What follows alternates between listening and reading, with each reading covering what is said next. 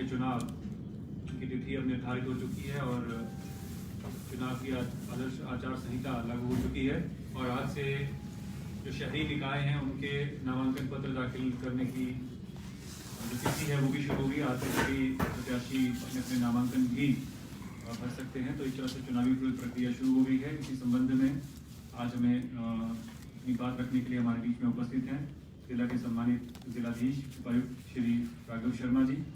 इस press conference में हम आपका स्वागत करते हैं। हमारे साथ DPO तिलकराज जी, डॉक्टर निखिल, डॉक्टर अजय भी उपस्थित हैं यहाँ पे और आप सभी सम्मानित पत्रकार बंधु जो यहाँ पर आए हैं, आप सबका हार्दिक स्वागत करते हैं, अभिनंदन करते हैं।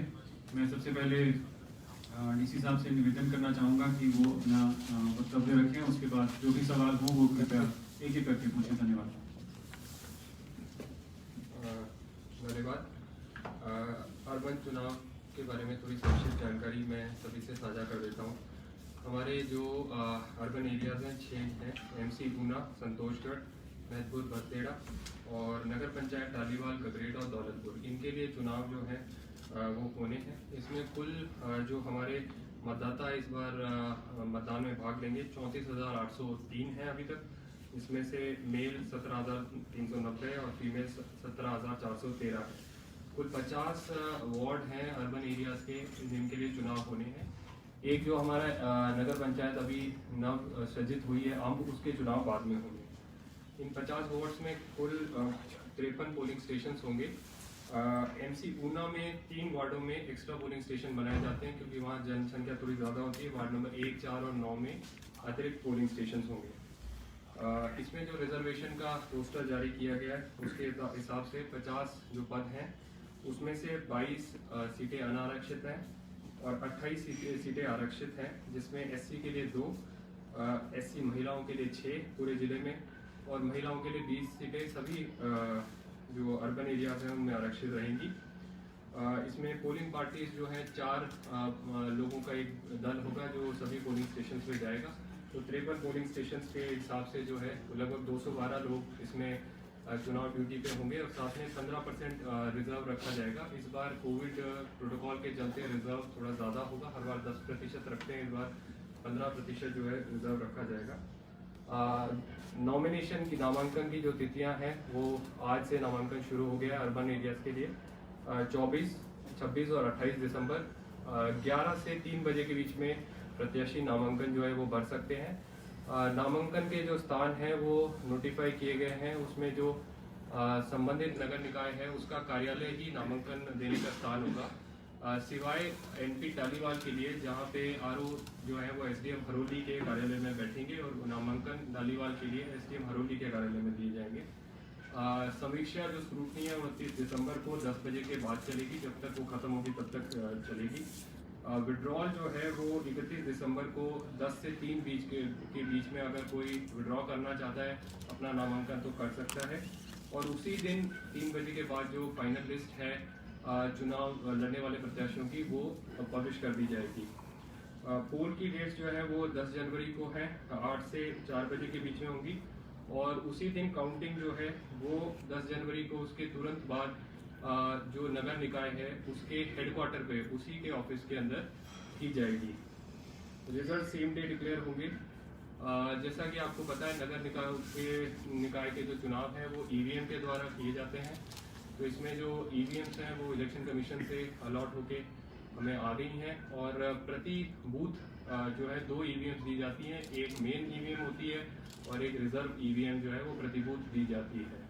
तो वो उसका अलॉटमेंट और उसकी जो तैयारी है वो पहले सप्ताह में जनवरी के की जाएगी जिला मुख्यालय से, और जो स्ट्रॉन्ग रूम्स हैं वो हर SDM द्वारा बनाए गए हैं, वहाँ पे EVMs जो है वो फर्स्ट वीक ऑफ जनवरी में मूव कर जाएंगी। नॉमिनेशन के लिए जो थोड़ी प्रक्रिया है वो वैसे सभी को क्लियर ही है कि जिस म्यूनसिपैलिटी का व्यक्ति है उसमें वोटर लिस्ट में उसका नाम होना चाहिए और एक प्रपोजर जो जिस वार्ड से वो खड़ा हो रहा है उसी के जो निर्वाचन नामावली है उसमें उसका नाम होना चाहिए। नामांकन पत्र की जो प्रतियां हैं वो सभी MC/NP कार्यालय पर उपलब्ध हैं और लोग उसको लेके वहाँ पे जो है वो अपना नामांकन दायर कर सकते हैं। जो पंचायत इलेक्शंस हैं उनकी अगर हम बात करें तो कुल हमारे जो मतदाता हैं वो 3,74,941 हैं इस बार। और अभी भी कुछ निर्वाचन नामावली में कुछ नए वोटर्स के नाम दर्ज करने के लिए हमारे पास जो है फॉर्म्स आए हुए हैं। नामांकन की अंतिम तिथि से 9 दिन पूर्व तक जो है दर्ज किए जा सकते हैं नाम, और आज उसकी अंतिम तिथि है। आज की स्थिति के हिसाब से 3,74,941 वोटर्स हैं, जिसमें से मेल 1,88,538 हैं और फीमेल 1,86,403 है। पिछले इलेक्शंस के मुकाबले इस बार करीब 30,000 नए वोटर्स जो हैं इस इलेक्शंस में पार्टिसिपेट करेंगे पंचायत चुनावों में। कुल हमारे 245 पंचायतें हैं जिनके लिए चुनाव हो रहा है, जिसमें 12 नई गठित पंचायतें हैं और कुल वार्ड जो है वो 1555 होंगे। पंचायत समिति के 5 चेयरमैन पदों के लिए और 113 कुल वार्ड मेंबर हैं, इनके लिए चुनाव होंगे और जिला परिषद के 17 वार्डों के लिए चुनाव होंगे। रिजर्वेशन की अगर हम समरी देखें तो वार्ड मेंबर्स में 1555 कुल हमारे पास हैं, जिसमें से 541 जो है अनारक्षित हैं और 1014 आरक्षित हैं। प्रधान के 245 पदों में से 77 अनारक्षित रहेंगे और 168 जो है वो आरक्षित रहेंगे। चेयरमैन पंचायत समिति में 2 अनारक्षित हैं, 3 आरक्षित पद हैं। मेंबर पंचायत समिति में 113 पद हैं, जिसमें से 37 अनारक्षित है और 76 आरक्षित रहेंगे। जिला परिषद में 5 अनारक्षित हैं और 12 आरक्षित पद हैं। पंचायतों का चुनाव जो है वो 3 फेज में होगा। पहले फेज की पोलिंग 17 जनवरी को है, जिसमें 86 ग्राम पंचायतों में चुनाव होगा और 562 वार्ड इसमें इन्वॉल्व हैं। दूसरा फेज है 19 जनवरी को, इसमें 82 जीपी में चुनाव होगा, 524 वार्ड इसमें इन्वॉल्व होंगे। और तीसरा फेज 21 जनवरी को है, जिसमें 77 जीपी और 469 जो है वार्ड इन्वॉल्व होंगे। इसका जो डिटेल शेड्यूल है कि किस जीपी का चुनाव, किस वार्ड का चुनाव किस डेट को है, उसका हम नाम सहित सब जीपी का भी उसको रिलीज भी कर देंगे। पोलिंग पार्टी भी फेज 1 में 562, फेज 2 में 524 और फेज 3 में 459 लगेंगे। टोटल पोलिंग पर्सनल जो लगभग जो है 6,300 के आसपास लगेंगे। और सिक्योरिटी पर्सनल की असेसमेंट अभी हम हाइपर सेंसिटिव का क्लासिफिकेशन जो है पुलिस के साथ बैठ के करेंगे और करीब 2500 जो सिक्योरिटी कर्मचारी हैं वो भी इस चुनाव में जो है वो भाग लेंगे।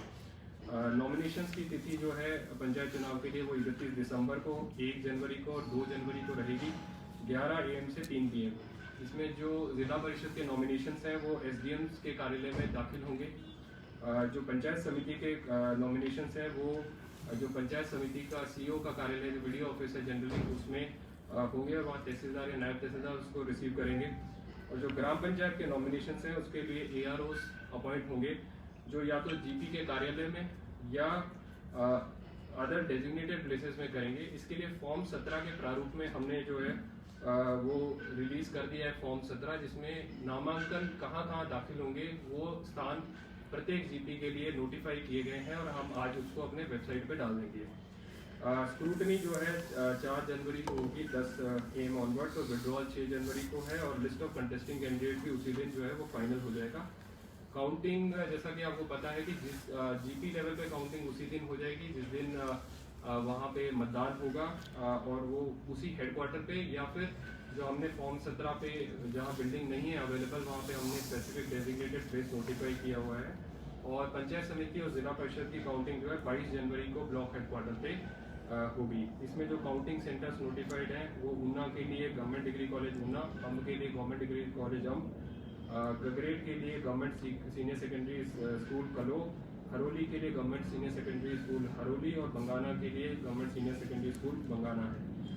इसमें भी नॉमिनेशंस के जो जितने भी कागजात हैं सब ब्लॉक ऑफिस में अवेलेबल है। नामांकन दायर करने वाले प्रत्याशी जो है उनको वहाँ से प्राप्त करके नामांकन 31 तारीख से दायर करना शुरू कर सकते हैं। तो सर जो कोविड प्रोटोकॉल रहेगा, मान लीजिए कोई पॉजिटिव व्यक्ति है और चुनाव लड़ना चाहता है तो वो कैसे नामांकन दर्ज करेगा, क्या प्रोसेस होगा? हाँ, यदि कोई कोविड पेशेंट या कोई व्यक्ति जो कि कोविड पेशेंट के संपर्क में आने के कारण क्वारंटीन में चल रहा है, यदि वो चुनाव लड़ना चाहता है तो उसके लिए इस बार विशेष प्रावधान किया गया है कि वह अपने द्वारा किसी अधिकृत व्यक्ति के थ्रू नामांकन दायर कर सकता है या जो उसका प्रपोजर है जो उसको प्रपोज कर रहा है वो भी उसके बिहाफ पे दायर जो है नामांकन कर सकता है। इसमें कोई शपथ पत्र भी देना पड़ेगा उसको, एफिडेविट या उसको अथॉरिटी जो अधिकृत व्यक्ति को अथॉरिटी लेटर देना पड़ेगा। सर पॉजिटिव वोटर्स जो हैं उनके लिए क्या प्रक्रिया है? पॉजिटिव वोटर्स के लिए अभी स्पेसिफिक गाइडलाइन नहीं है। जो गाइडलाइन अभी हमें प्राप्त हुई है उसके हिसाब से अगर मतदान के दिन थर्मल स्कैनिंग के दौरान किसी का अधिक तापमान पाया जाता है तो उसका 2 बार तापमान चेक किया जाएगा आधे घंटे के अंतराल पे। उसके बाद भी अगर तापमान पाया जाता है तो लास्ट के 1 घंटे में मतदान के में उसको टोकन दिया जाएगा और प्रिसाइडिंग ऑफिसर द्वारा लास्ट में उसको वोट कराया जाएगा। क्या ये चुनावों के लिए किसी प्रकार का पुलिस से कैरेक्टर सर्टिफिकेट भी लेना पड़ेगा, क्योंकि बहुत ज़्यादा सोशल मीडिया पे ऐसी अफवाह है और लोग काफ़ी थानों में जा रहे हैं? इसमें जो नामांकन प्रक्रिया है उसमें जो नामांकन पत्र का सेट है और स्पेसिफिकली इसमें जो क्रिमिनल आपके कन्विक्शंस हुए हैं या केस चले हैं उसकी डिक्लेरेशन खुद एफिडेविट में जो है वो व्यक्ति को देनी है। उसमें कोई चरित्र प्रमाण पत्र अलग से नहीं है। अगर स्क्रूटनी के दौरान कोई ऑब्जेक्ट करता है, कोई एविडेंस प्रोड्यूस करता है कि उसने गलत डिक्लेरेशन की है तो उसका नॉमिनेशन उस आधार पर ही रद्द हो सकता है और उसने डिक्लेरेशन में ही स्वयं भर के देना है। सेल्फ अटेस्टेड सर कुछ जो बैंकर्स के जो एफिडेविट है वो जो है 2 तरह के है। इसमें म्युनिसिपैलिटी के लिए अगर कोई इलेक्शन लड़ रहा है और जिला परिषद पंचायत समिति के लिए लड़ रहा है तो एफिडेविट देगा। वो नोटराइज होना चाहिए तो नोटरी या मजिस्ट्रेट या हाउस कमिश्नर के सामने। अगर कोई पंचायत वार्ड मेंबर या प्रधान उप प्रधान का चुनाव लड़ रहा है तो वो एफिडेविट भी दे सकता है इसी प्रकार अटेस्ट हुआ हुआ, या फिर जो है वो एक डिक्लेरेशन दे सकता है अटेस्टेड। सर बैंकर्स के जो डिफॉल्टर्स हैं उनकी सर कैसे पहचान की जाएगी, उनको लेके कुछ यहाँ पर आदेश जारी किए गए? बैंक के डिफॉल्टर्स के लिए जो है वो सेल्फ जो डिक्लेरेशन है एफिडेविट है उसी में व्यक्ति स्वयं ही डिक्लेयर करके देगा। यदि स्क्रूटनी में कोई एविडेंस प्रोड्यूस होती है और वो डिस्क्वालीफाइड पाया जाता है तो उस पर आरोप जो है उस प्रकार से। और अवैध कब्जा धारक जो है वो भी सरकारी जमीनों देंगे, जो सरकारी जमीन पे जिन्होंने कब्जा किया हुआ है या पुश्तैनी जो दावा करते हैं कि हमारा एनक्रोचमेंट के संबंध में भी जब स्क्रूटनी होगी तब सभी कैंडिडेट जो है उसमें ऑब्जेक्शन फाइल कर सकते हैं। और अगर कोई एविडेंस ये प्रोड्यूस करता है स्क्रूटनी के दौरान कि किसी व्यक्ति ने जो एनक्रोचमेंट किया हुआ है, किसी के अगेंस्ट ऑर्डर्स हैं या किसी ने एफिडेविट फाइल किया हुआ है रेगुलराइजेशन स्कीम में, तो उसके आधार पे जो है आरओ जो है उसको डिस्क्वालीफाई करेंगे। इसमें अपनी ओर से जो है वो जो नॉमिनेशन पेपर सेट है उसमें जो डिक्लेरेशन है सिर्फ वही देनी है। तो जो पॉजिटिव है या क्वारंटाइन है, क्या वो चुनाव प्रचार में हिस्सा ले सकेंगे या नहीं? वो जब सीएमओ और हेल्थ डिपार्टमेंट के प्रोटोकॉल के हिसाब से जब वो रिकवर हो जाएंगे और उसके बाद ही वो कैंपेनिंग कर सकेंगे। इसके लिए सर्टिफिकेट कहाँ से लेंगे? जी